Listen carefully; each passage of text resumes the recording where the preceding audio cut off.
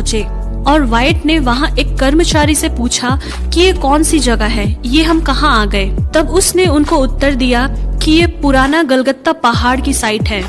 अचानक किसी दिशा पर रॉन वाइट ने अपना हाथ बढ़ाकर कहा कि ये वही स्थान है जहाँ पर यीशु मसीह को क्रूस पर चढ़ाया गया था, और वो अपने साथियों को साथ लेकर उस साइट पर आ गए।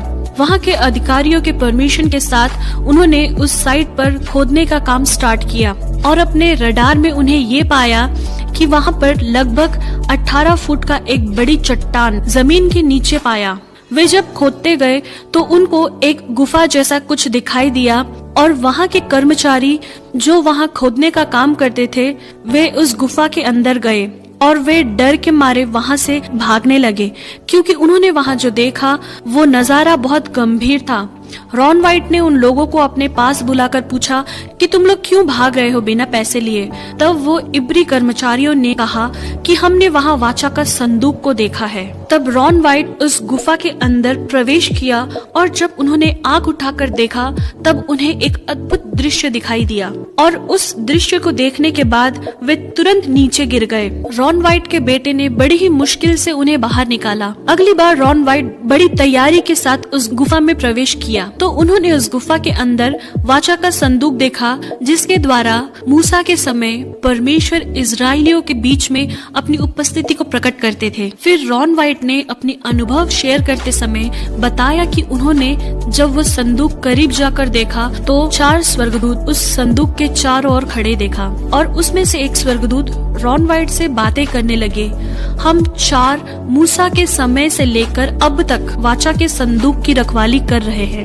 फिर रॉन वाइट ने ये देखा कि उस वाचा के संदूक के ऊपर डामर जैसा कुछ दिखाई दिया, और रॉन वाइट ने उस डामर जैसी चीज को वहाँ से निकालकर रिसर्च सेंटर में ले गए। तो रिसर्च के द्वारा ये पता चला कि वो इंसान का खून है जो कई अरसा पुराना होने के कारण सूख चुका है। इस वजह से रिसर्च सेंटर वालों ने कहा हम इसके बारे में ज्यादा जानकारी नहीं दे पाएंगे, क्योंकि उस खून का सारा सेल डेड हो गया होगा।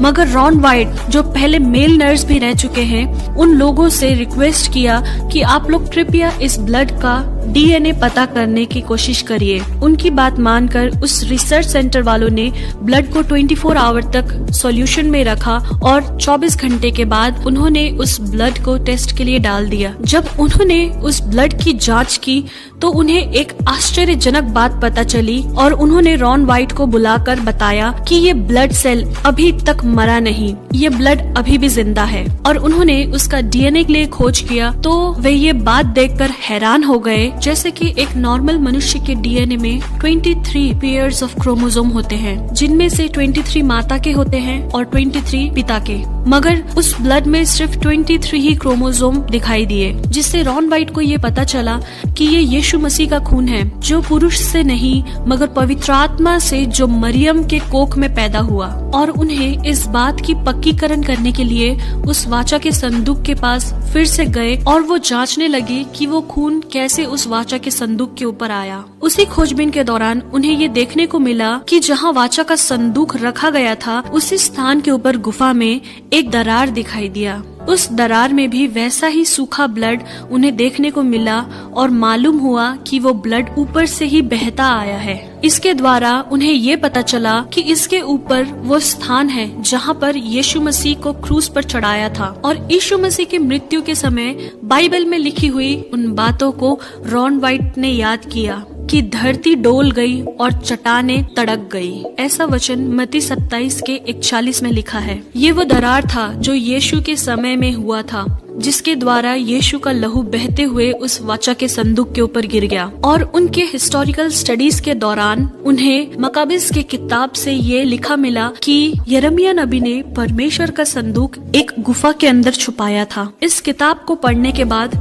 रॉन वाइट ने ये जाना कि ये पिता परमेश्वर की योजना हो सकती है कि यिर्मयाह नबी के द्वारा उस वाचा के संदूक को उसी गुफा में छुपाया हो जिस गुफा के ऊपर प्रभु यीशु मसीह को क्रूसीफाई किया था। वो यीशु मसीह का क्रूसीफाई का साइट था और जहाँ से प्रभु यीशु मसीह का खून बहकर उस वाचा के संदूक के ऊपर पड़ा। शायद ये पिता परमेश्वर की मर्जी थी अपने पुत्र का लहू उस वाचा के संदूक के ऊपर पड़े, जिस वाचा के संदूक के ऊपर पुराने नियम से हम जानते हैं कि महायाजक लोग जानवरों का खून लेकर वहाँ बलि चढ़ाते थे लोगों के पाप का क्षमा के लिए। मगर अपने पुत्र के एकमात्र बलि के द्वारा पिता परमेश्वर ने उस बहुमूल्य लहू को वाचा के संदूक के ऊपर छिड़काया, जिससे सारी मानव जाति के पापों की क्षमा का सबूत हमें मिलता है।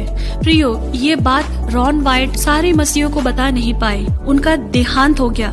मगर रॉन वाइट ने जो बाइबल की खोज किया है वो सब हम उनकी वेबसाइट में देख सकते हैं। शायद हमें इसका पक्का सबूत ना भी मिले, मगर मैं एक बात जरूर विश्वास करती हूँ और आप लोगों को ये बताना चाहती हूँ कि हमारे प्रभु यीशु मसीह का लहू आज भी जीवित है, क्योंकि इब्रानियों की पत्री में लिखा है, नई वाचा के मध्यस्थ यीशु और छिड़काव के उस लहू के पास आए हो जो हाबिल के लहू से भी उत्तम बातें करता है। हाँ मेरे प्रियो, हमारे प्रभु यीशु मसीह का लहू हाबिल के लहू से भी उत्तम बातें करने वाला है, जो आज भी जिंदा है। और उसी लहू आपको और आपके घर वाले को इस महामारी के बीच में रक्षा